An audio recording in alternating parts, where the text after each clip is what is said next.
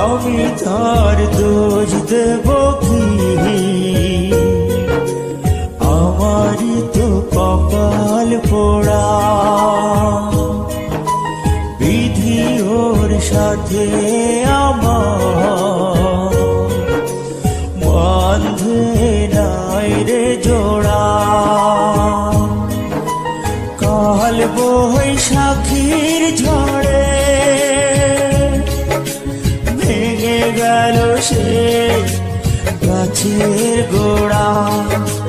কাল বৈশাখীর ঝড়ে ভেঙে গেল সে গাছের গোড়া। আমি তার দোষ দেব কি?